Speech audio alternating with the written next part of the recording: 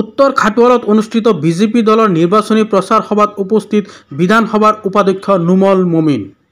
লগতে উপস্থিত থাকে কামৰূপ মেট্ৰ' সংখ্যালঘু উন্নয়ন বৰ্ডৰ ভাইচ চেয়াৰমেন নাজিৰ হুছেইন।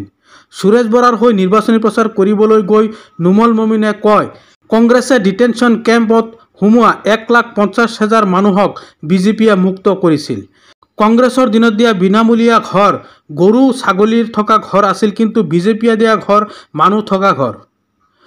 লগতে বহুতো গুৰুত্বপূৰ্ণ মন্তব্য আগবঢ়ায় বিধানসভাৰ উপাধ্যক্ষ নুমল মমিনে।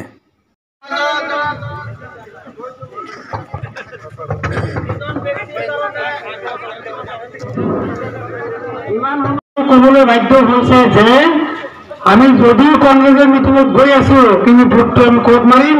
প্ৰথম ফুলতে মাৰিম। এইবাৰ আমি সুৰেশ বৰা ডাঙৰীয়া কি কৰিম? প্ৰথম ফুলৰ ছবিত ভোট দি MP বনাই পঠাম। পঠাম নে? সঁচাটো বিদ্যা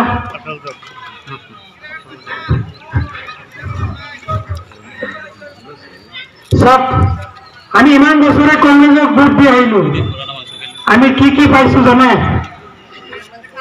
আমি কিছুমান পাৰ্মানেণ্ট বস্তু পাইছো। নাম্বাৰ 1, মই যিখিনি জানো, কাৰণ সেইটো সময়ত মোৰৰ অভিজ্ঞতা আছিল। মই দৌৰিছিলো, পলাইছিলো 1983। নেলি হত্যাকাণ্ড দি থৈ গ'ল। কোনে দিলে? কংগ্ৰেছে দিলে। BPADত গোষ্ঠী সংঘৰ্ষ দি গ'ল। কোনে দি গ'ল? কংগ্ৰেছে দি গ'ল। ডিপুটেৰ সমস্যা দি গ'ল। প্ৰতিটো আৰবান যিবিলাক জিলা গ্ৰহণ কৰিছে, প্ৰতিটো জিলাত ডিপুটাৰৰ কোৰ্ট বনাবৰ কাৰণে গোটেই প্ৰস্তুতি কৰি থৈ গ'ল। কোনে? কংগ্ৰেছে কৰি থৈ গ'ল। আৰু কিমান যে সমস্যা দি গ'ল। আমাৰ তাতে এজন থাৰ্ড জেনেৰেশ্যন, মানে একদম আদিমৰ পৰাই সিহঁতক, মানে আমি যেতিয়া আমাৰ মা দেউতাই কৈছিল, কাকাই কৈছিল, আমাৰ তাত পৰিয়াল এটা আছে, সিহঁতৰ ইমানে মাটি আছিল, তাত বোলো ঘোঁৰা দৌৰ খেল খেলিছিল। কংগ্ৰেছৰ দিনত সেই পৰিয়ালকো ডি ভোটাৰত আক্ৰান্ত কৰি থৈ গ'ল। গতিকে কংগ্ৰেছতো দিনটো আমাক কম দিয়া নাই। আমিতো 70 বছৰ কংগ্ৰেছক ভোট দিলো। আমাক কি দি গ'ল? এইকেইটা বস্তু দি থৈ গ'ল। গতিকে মই আপোনালোকৰ সন্মুখত কেইটামান কথা কম। এইবাৰ আহিলে আপোনালোকে তেখেতক প্ৰশ্ন কৰিব যে তোমালোকে ইমানখিনি দিলা, এইবাৰ কি দিবা, বা এই কামবিলাক কিয় নকৰিলা? এটা হ'ল যে পইচা নোহোৱাকৈ চাকৰি কিয় নিদিলা? আমাৰ আইনাৰ্থীসকলক অৰুণোদয় স্কিম কিয় নিদিলা? আহিলে প্ৰশ্ন কৰিব। মোৰ ভণ্টিসকলক স্কুলীয়া ছোৱালীক, কলেজৰ ছোৱালীক স্কলাৰশ্বিপ কিয় নিদিলা? কিন্তু কংগ্ৰেছে দিছিলে। চুৰিত বুলি এটা আছিল নহয়, একে পৰিয়ালতে চুৰিত স্কলাৰশ্বিপ কোনে পায়? স্কুলত পঢ়ি থকা ল'ৰা ছোৱালীয়ে পায়। কিন্তু ঘৰতে কাম কৰা মানুহ চুৰিত স্কলাৰ পায় জানো? কিন্তু ভোটাৰ দিনত পাইছে। আমাৰ এই MLA দিনত পাইছে নাই? আপোনালোকে সবেই জানে যে আঁচনি, কলেজৰ ল'ৰা ছোৱালী আঁচনি তেখেতৰ ঘৰৰ মানুহে পাইছে। এইবাৰ আহিলে প্ৰশ্ন কৰিব যে আমাৰ চৰকাৰখনে লাখপতি বাইদেউ কৰি আছে, আপোনালোকে কিয় কৰা নাই?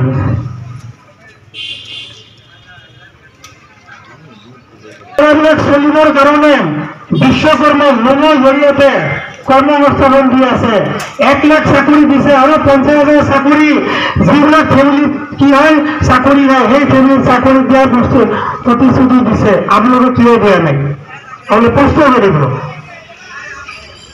গতিকে মই দীঘলীয়া নকৰো। আমাৰ কৰিবলৈ আহিছিলোঁ আৰু কেইবাশো লোক স্বতঃস্ফূৰ্তভাৱে আহিছে, আৰু সকলোৰে যিটো বডি লেংগুৱেজ তাক দেখি লাগিছে এইবাৰ নগাঁৱত বিজেপিৰ ধুমুহা। মোদী মেজিকে যিখিনি কৰিছে, মাইনৰিটি কক মেজৰিটি কক সকলোৱে হিলদল ভাঙি আহিছে ভোট দিবলৈ। আৰু আমাৰ ইয়াৰ পৰা ভাৰতীয় জনতা পাৰ্টীৰ প্ৰাৰ্থীগৰাকী বিপুল ভোটত জয়লাভ কৰিব।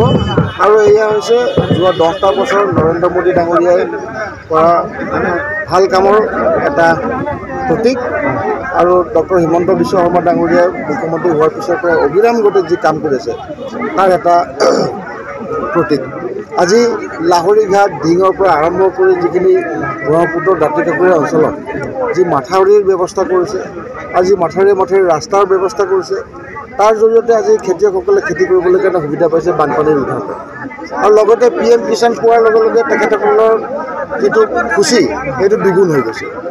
বানপানীও বন্ধ কৰি দিলে, খেতি কৰিবলৈ কাৰণে 2000-2000কৈ বছৰত 3বাৰ দিলে 6000 টকা। আকৌ খেতি কৰিবলৈ যাওঁতে ৰাতিপুৱা শুই উঠি ভাত খাই যাবলৈ কাৰণে মুদি চাউলো পালে, খেতি কৰিবলৈ পইচাও পালে, বানপানীও ৰখাই দিলে আৰু লগতে ঘৰো পাইছে। আকৌ লগতে আয়ুষ্মান ভাৰত কাৰ্ডৰ পৰা তেখেতসকলে ট্ৰিটমেণ্ট কৰিবলৈ কাৰণে সুবিধা পাইছে। আকৌ অৰুণোদয়ো পাইছে। মানে গতিকে ৰাইজৰ মুখ চেহেৰা চালে আজিকালি ভাল লাগে যে একদম পূৰ্ণিমাহৰ জোনৰ নিচিনা মুখবিলাক হৈ থাকে পাব্লিকৰ ফূৰ্তিত। আৰু এতিয়া অমাৱস্যা আঁতৰি গ'ল, পূৰ্ণিমা আহিল, সকলোৰে মনত পোহৰাই তুলিছে। মাইনৰিটিয়ে কওক, মেজৰিটিয়ে কওক, সবকা সাথ সবকা বিকাশ যিটো নৰেন্দ্ৰ মোদী ডাঙৰীয়াৰ নীতি, সেই নীতিত আজি আমি দেখিবলৈ পাইছোঁ সকলোৰে বিকাশ হৈছে। আৰু এই বিকাশৰ ফলস্বৰূপে আজি নগাঁওবাসী ৰাইজে ভাৰতীয় জনতা পাৰ্টীক ভোট দিব আৰু আমাৰ কেন্দ্ৰীয় বিপুল ভোটত জয়লাভ কৰি ইয়াৰ পৰা ওলাব। আপুনি যিখিনি জেগাত সভাত মিটিং কৰিছে তাৰ ওচৰতে বিজেপি মিটিঙত কিন্তু সভাত মানুহ নাই, বিজেপি নে কংগ্ৰেছৰ মানুহ নাই। আপোনালোকে বিজেপিকে গালি পাৰিবলৈ বিচাৰে। বিজেপিৰ জেগাত মানুহ হৈছে, কংগ্ৰেছৰ তাত নাই হোৱা বুলি কওক, হয়নে নহয়? সঁচা কথাটো প্ৰতিফলিত কৰিব লাগে। গতিকে কংগ্ৰেছেতো আপোনালোকক এইটো লিখি দিলে মানে আকৌ বেন কৰি দিব, হয়নে নহয়? কংগ্ৰেছৰ মিটিঙত মানুহ নাই বুলি যদি কয়, অলৰেডি 2টা চেনেল বেন কৰিছে আৰু কৰি দিব। গতিকে অলপ চলপ আছে বুলি ক'ব আৰু বিশ্বাসে হ'লে, কাৰণ কংগ্ৰেছৰ এতিয়া অৱস্থা নাইকিয়া হৈছে। অদূত বৰদলৈ 5টা বছৰ ইয়াৰ পৰা MP হৈ আছিল, কিন্তু তেওঁৰ চাহটো ৰাইজে নিদিয়ে। কৰোণাৰ সময়ত ৰাইজে কষ্টত ভুগি আছিলে, কৰোণাৰ সময়ত ঘৰত থাকি উশাহ ল'ব নোৱাৰা অৱস্থা হৈছিলে। সেই সময়ত তেওঁ ৰাইজৰ ফালে পিঠি দিছিলে। কিন্তু নৰেন্দ্ৰ মোদী ডাঙৰীয়াৰ সৈন্যসকল, আমাৰ বিজেপিৰ কাৰ্যকৰ্তাসকলে, তেখেতসকলে ঘৰে ঘৰে গৈ চাউল বিলাইছে।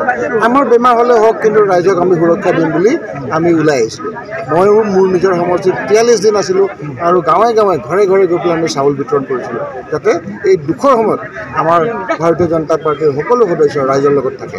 আৰু কংগ্ৰেছৰ হ'ল পিঠিটো দি পেলাই আৰামত চহৰ নগৰত সোমাই থাকিলে নিজৰ পৰিয়ালক লৈ পেলাই।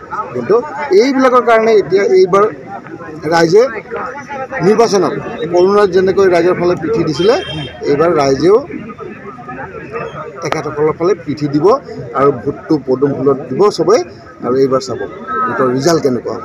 আমি কেম্পেইন কৰিবলৈ ইমান দৰকাৰেই হোৱা নাই। অলপ দেৰি আগত আহিছোঁ, যোৱাকালি গধূলি কৈছোঁ মিটিং কৰিম বুলি, আজি ইয়াত আহিছোঁ। কংগ্ৰেছে আকৌ চেলেঞ্জ দি পেলাই মিটিং কৰি দিছিলে আমাৰ ওচৰত। সিহঁতৰ মিটিং শ্বেডিউল নাছিলে যোৱাকালি। আমি নিবিচাৰোঁ যে আমাৰ ওচৰতে কোনোবা এটা মিটিং কৰি আমি কাজিয়া কৰিবলৈ কাৰণে দেখাওঁ, শ্ব' কৰিব নাযাওঁ।